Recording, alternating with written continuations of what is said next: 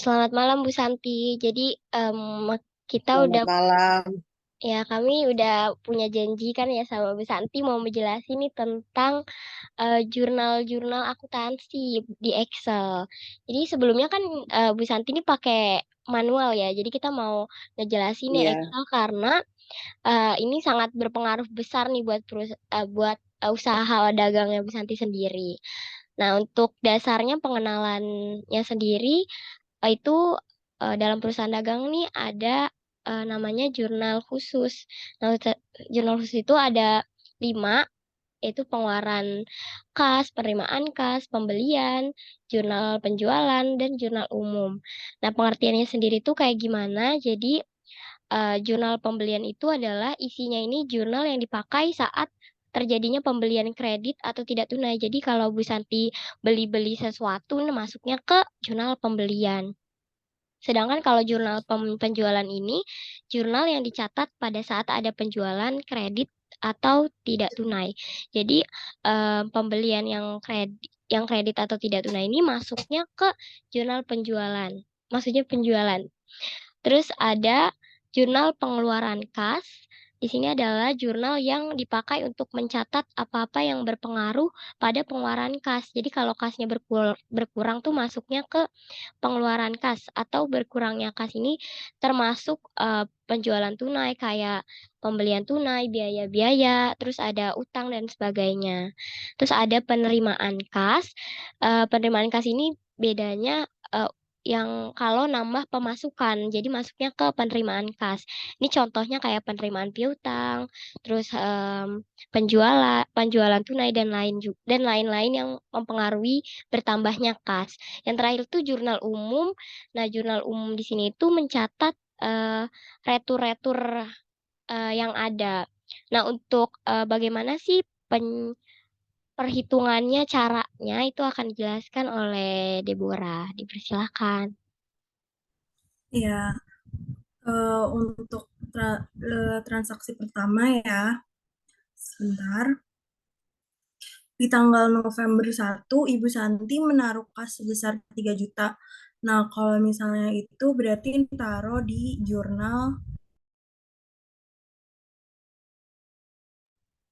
jurnal penerimaan kas.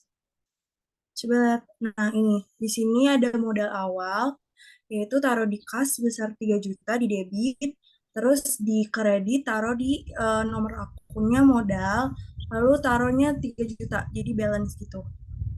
Nah, selanjutnya di tanggal November 2, Ibu Sati membeli stok dress sebanyak 4 sebesar 60.000 dan kemeja 8 sebesar 30.000 dan kuas sebesar 85.000. Di sini masuknya ke jurnal pengeluaran kas, yaitu dengan keterangan pembelian persediaan. Jadi caranya masukin ke total tadi yang aku tadi udah bilang dari kemeja, terus habis itu kulot sama dressnya itu ditotalin, terus hasilnya ini nanti taruh di debit. Nah, habis taruh di debit 1.800.000, terus taruh juga di kredit 1.800.000. Nah, selanjutnya um, ada tanggal November 3, toko Santi Fashion ini membayar biaya listrik sebesar 150.000. Nah, ini masuknya ke jurnal pengeluaran kas.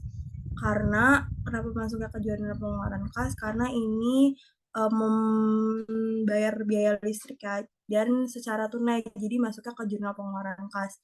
Nah, masukin tanggalnya di tanggal 3, terus habis itu dibayar keterangannya, itu membayar listrik, habis itu tinggal masukin aja totalnya di debit 150.000 di serba-serbi. Karena kenapa masuk serba-serbi? Soalnya ini biaya, Bu. Kalau misalnya apa-apa yang biaya, masuknya ke serba-serbi di jurnal pengeluaran kas. Nah, ini masuknya 150.000 di debit, terus masuk 150.000 di kredit. Nah, selanjutnya nih ada November 6. sebentar, November 4. Ini menjual secara tunai kuot sebanyak 2 pieces seharga 100.000. Jadi kalau secara tunai ini masuknya ke jurnal penerima secara tunai, jadi masuknya ke jurnal penerimaan kas. Jadi taruh dulu tanggalnya tanggal 4, terus di keterangannya taruh penjualan tunai, terus di debitnya taruh 200.000, habis itu di kreditnya juga taruh di penjualan ya, karena tadi kita jual, Bu. Nah, jadi kita taruhnya 200.000 juga di penjualan. Nah, selanjutnya lagi nih untuk tanggal terakhir yang bakal dijelasin, ada November 6 membeli gantungan baju secara kredit kepada pedagang asongan seharga seharga 100.000 ya. Jadi caranya kenapa masuk ke jurnal pembelian? Soalnya ini tuh secara kredit.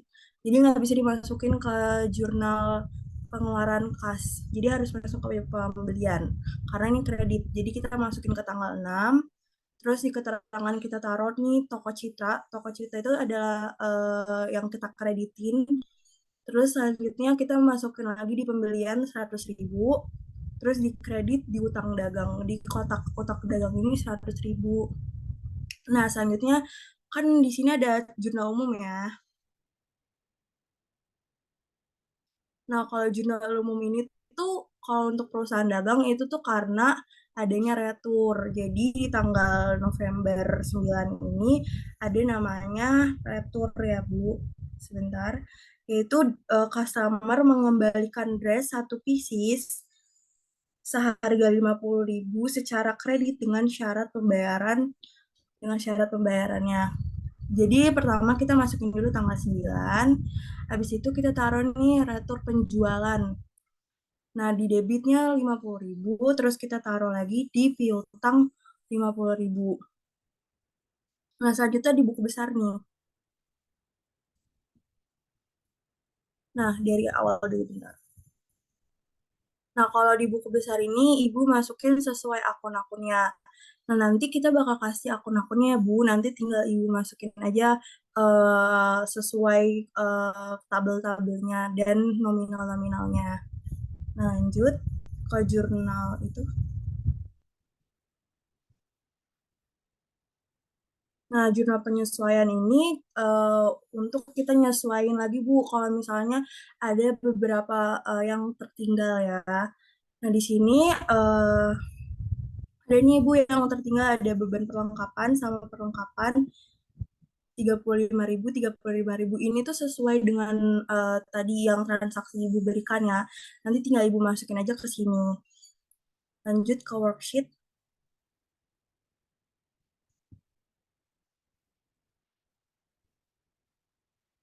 ke sebelahan dikit. Nah, kalau worksheet ini sesuai nanti kan kita ngasih akun-akunnya, Bu. Nanti Ibu tinggal masukin aja nih sesuai kotak-kotaknya ada neraca saldo sebelum penyesuaian. Itu yang nanti setelah buku besar, nanti Ibu masukin tuh nominal-nominalnya sesuai akun-akunnya. Terus ada AJP yang tadi Ibu bikin, nanti Ibu tinggal masukin lagi nih sesuai ini. Terus jadi abis ini Ibu tinggal tambah atau kurang. Misalnya nih kayak kas nih, ini kan debit. Terus karena nggak ada, jadinya ibu masukin ke sesuai ini aja, debit. Nah, kalau misalnya ini Iya. tanggal ada persediaan barang dagang, debit, terus ini kan ada nih di debit 300.000. Jadi ibu masukin kurangin jadi tinggal 200.000. Gitu ya, Bu. Oke, Lanjut, iya. ya, lanjut ke laporan keuangan ya. Mm-mm. Nah, di sini ada laporan laba rugi. Laporan laba rugi ini supaya ibu tahu toko ibu itu rugi atau untung ya. Nah, nanti kita udah kasih Iya. nih, Bu. Nanti ibu tinggal masukin aja sesuai akun-akunnya yang udah dikasih. Iya. Sesuai akun terus nanti masukin nominalnya. Nah, nanti habis itu tinggal ibu tambah sama ibu kurang. Nah, hasilnya nih di total biaya per operasional bisa ibu tahu nih 1.360.000 dan laba bersihnya Iya. 115 100 juta 51. Nah, habis itu ada laporan perubahan modal.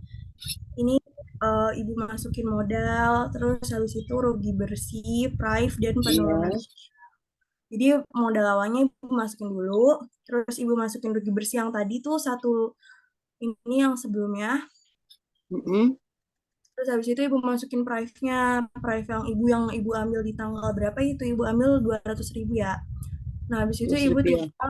totalin, habis itu dapat modal akhir 31 Desember 2019. Iya. 2022. Nah, selanjutnya ada laporan. Ada neraca. Nah, ini kita udah kasih akun-akunnya, Bu. Tinggal nanti Ibu ganti nominalnya aja.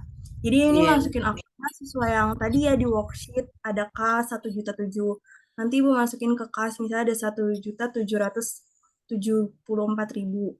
Nah, nanti Ibu tinggal masukin nih sesuai akun-akunnya. Nah, nanti Ibu Iya. totalin. Nah, ketemu deh nih total aktifanya sama total pasifnya. Dan harus balance, Bu, biar Ibu tahu gitu, Bu.